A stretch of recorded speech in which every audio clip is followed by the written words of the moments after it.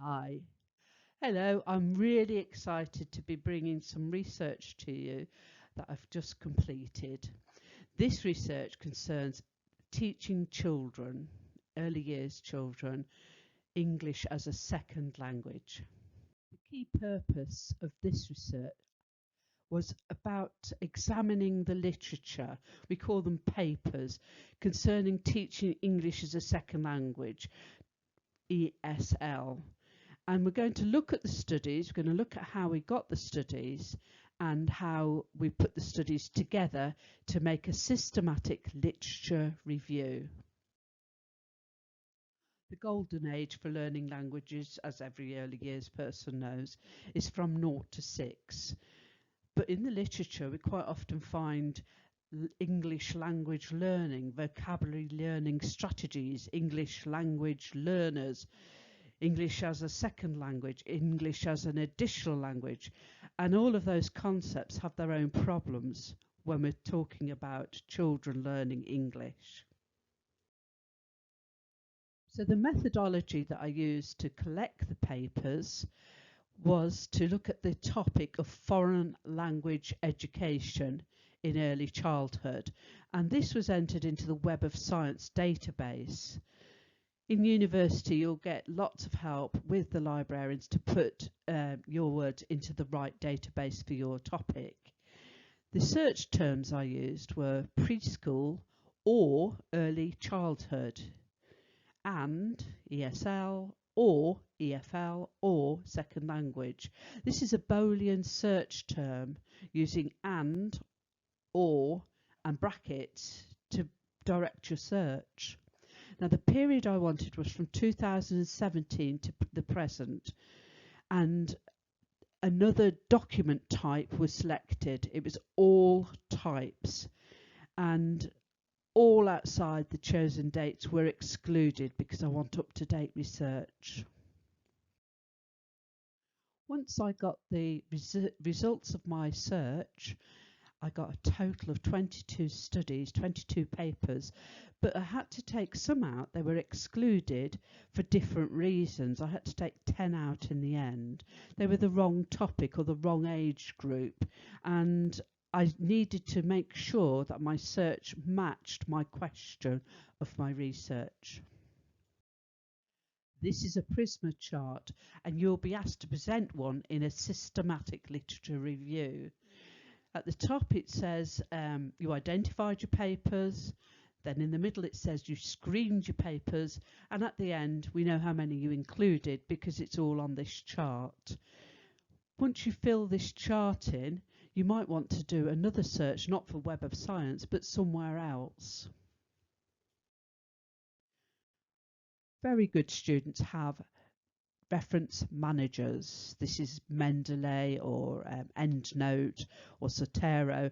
They download this onto their computer so they can click the papers and they fly into their reference manager. You can then screen the papers without reading the whole lot by their abstract and the title of each paper, and I usually log it onto an Excel sheet, so I create a whole catalogue of relevant papers. What were their main points? What did they actually come up with? What were their outcomes? Then I can really easily theme the papers to present the findings for this literature review. And the main themes that I found were what to teach, how to teach, and then a second category of who should teach ESL. Now, I'm not going to show you all of the papers, but as an example, under the what to teach, we've got this paper, 2016, little bit old, but one of the newest ones I found. But they stated the obvious: vocabulary teaching should be done with the children. The use of this paper is that they unpack how literature can be taught by using the environment and using a structure where the child talks much more than the teacher. So, putting forth an argument that social interactions are of much more use to English language learners than teaching from the blackboard. This paper is also useful for the theme of how to teach. The paper explains how language teaching reading, will actually be really good for all teaching contexts. They say whether you're teaching an adult or a child, the vocabulary should be built up using cognitive and metacognitive theories. So not teaching by rote, not teaching wordless, not sitting the child down to learn it, but actually teaching from play, teaching from doing an experiment or taking part in an activity. So the strength of this paper is that several databases in the fields, such as sociology, early childhood and psychology, were used to examine the literature on language learning. Another study, this is Samed et al. 2016, looked at the use of pronouns amongst young children. And of course, this is of interest to early years workers because psychological connections can be made between the use of me and mine pronouns and the development of the child's ego.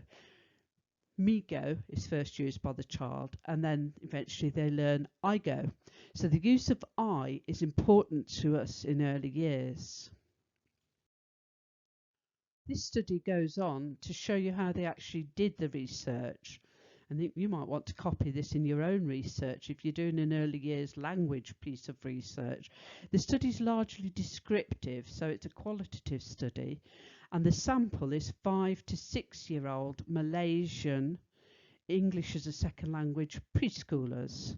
And N equals 40 children. The N stands for how many? The children in this study were presented with 33 drawings to assess their familiarity with subjective, objective, possessive and reflective English pronouns. The methodology for this study shows pictures, the drawings that children were required to select the correct pronouns from, and the 3 pronouns that were used in a sentence to describe the drawing. The outcomes were assessed as accuracy rates and errors. So this leads to how to teach children English pronouns using child-friendly methods and games. This video is an example of a systematic review. If you'd like help to design your own search and write up your literature, contact Academic Advantage.